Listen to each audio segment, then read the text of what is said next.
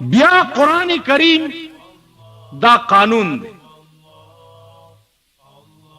قرآن غرض دا نه دی تراو کې خو زیات نه زیات قرآن اوریدل سنت دی که چا وانه اوریدل نو کافر کیږي نه پی ٹھیک شو. قرآن قانون دی. د قرآن شریف ختم په دې جمعات کې په تراو کې تاسو حافظ سے پسې اوریدل او لومبنای بسم الله درته په الحمد ویل. اوس دې الحمد کې یو څو خبرې سره کوو بس بیا بس کوم. دا لفظ حمد چې دی دا د چا د تعریف د پاره په عربي دنیا کې دین اوچت لفظ بل نشتا.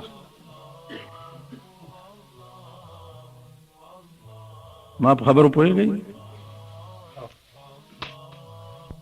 هغه د دې ټول کائنات دا دستور دی چې تعریف همیشه د حسن کیږي.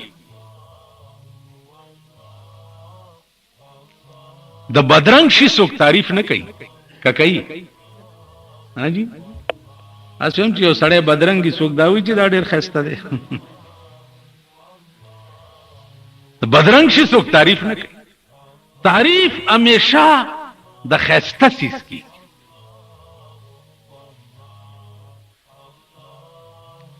او بیا چې څومره حسن اوچتی نو دومره د تعریف الفاظ اوچت. پلانې سړی ښایسته دی دا لږ مدم لفظ دی. پلانې سړی ډېر ښایسته دی دا لږ هغه نه تیز دی. پلانې سړی ډېر ښایسته دی یعنی دا ورپسې د هغه نه څه دی هغه نه تیز دی. فلانی سړی د حسن مثال نشتا.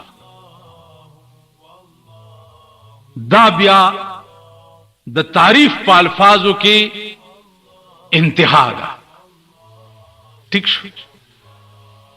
نو تعریف د حسن کیږي او چې حسن څومره زیاتی نو عمره هغه لفظ تیز وي. نو لفظ حمد دا دومره تیز لفظ دی په تعریف کې د چا چې دینه تیز لفظ بل نشته. مولانا ابوالکلام آزاد رحمت الله علیه د دې الحمد په تفسیر کې لیکلي چې همیشه د پاره لفظ حمد نگاه د عشق دا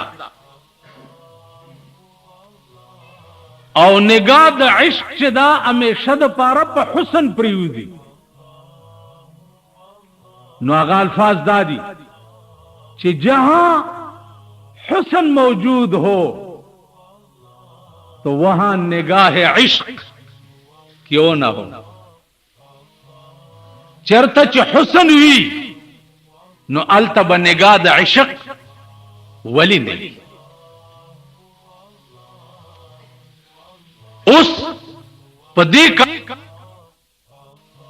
چې د الله نه زیات خسته سوکشتا.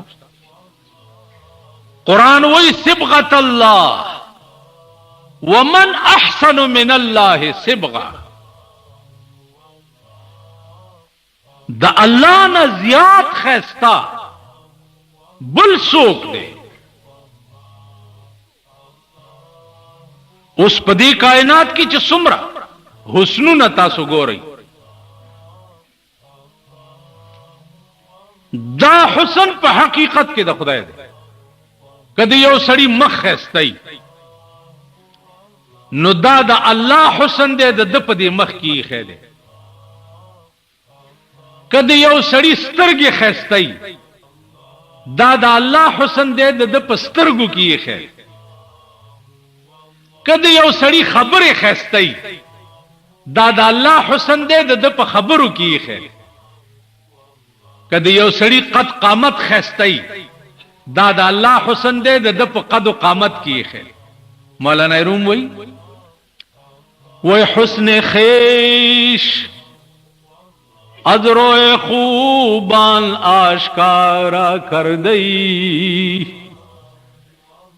حسن خیش از روی خوبان آشکارا کر دئی، باز بچشم عاشقان خود را تماشا کر دئی. حسن خیش اے اللہ دا خپل حسن دے از روی خوبان آشکارا کر دئی.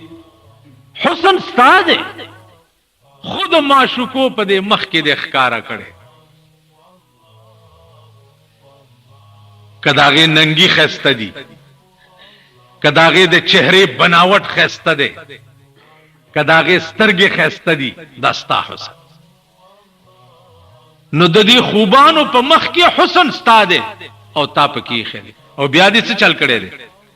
باز بچشم عاشقان خود را تماشا کر دئی، بیا دې د عاشقانو پسترګو اے الله د ځان نه تماشا جوړه کړي ده. کم خسته مخ باندې چې څوک مین شي دا په حقیقت کې په خدای مینی. تاسو خیال را مولانا روم وای چې مجنون د شپې ناستو چغې والے چې یا الله اسچرا نامم تو مجنون کر دئی.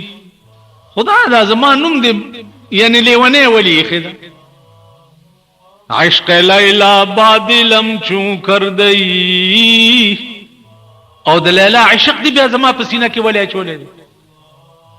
نو आवाज ورته وشو هاتی فضا غیب آمد مرد غریب لاجرم غم ہاتھ را کردم نصیب. غیبی आवाज ورته وشو چا سړی غریبا داستان نامه میں مجنون ولی خدا او د لیلا مینا میں بیا ستا پزړه کې ولی چولې دا. کار لیلا نیس ای کار مناس حسن لیلا عکس انوار مناس. دا د لیلا کار نه دی، دا زما کار دی. د لیلا حسن دی چې دی دا زما د نور عکس دی داغه په مخ کې. نو مجنون ته په حقیقت کې په ما معنی په لیلا معنی نه.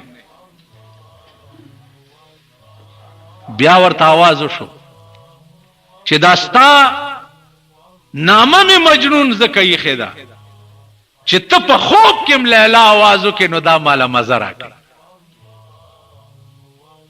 ځکه چې ته لیلا आवाज وکې نو دا په حقیقت کې لیلا نه، دا په حقیقت کې الله ای.